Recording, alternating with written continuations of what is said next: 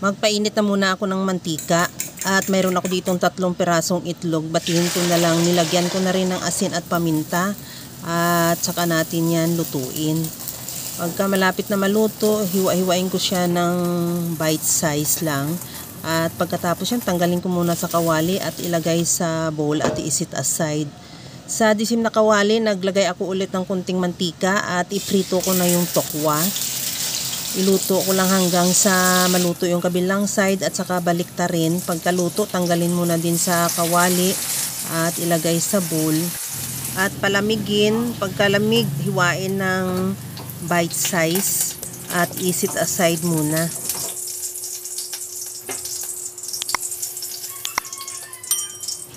Binawasan ko lang yung mantika at ilagay ko na rin yung ground pork. At lutuin hanggang sa maglabas ng sariling mantika at itabi muna natin sa kawali at ilagay ko na rin yung bawang at igisa.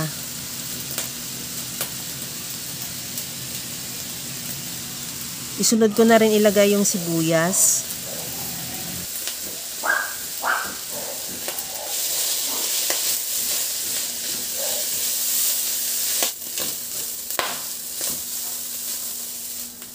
Timplahan ko na ng oyster sauce.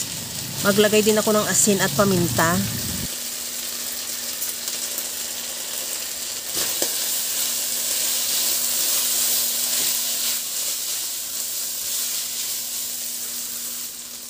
Lagyan ko na rin ng liquid seasoning. Kahit anong seasoning available sa iyo, pwede. At isunod ko na ilagay yung tauge.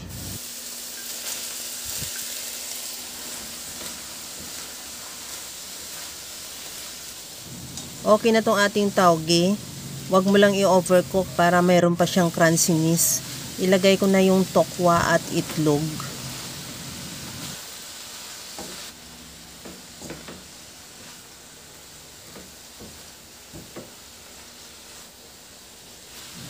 Lagyan ko na rin ng onion leeks.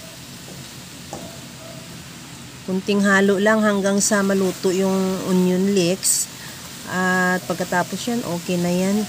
Maglagay muna ako ng kunting sesame oil. Mas masarap talaga pagka mayroong sesame oil. Pero optional lang din, kung wala kang sesame oil, pwede naman.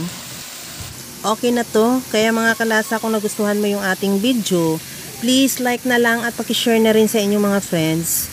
At kung bago ka pa lang sa aking channel, subscribe na at i-click mo na rin ang bell button para sa mga notification. Okay na tong ating tauge with egg and tofu. Ready to serve na. Hanggang sa muli mga kalasa. Thank you for watching. Bye-bye!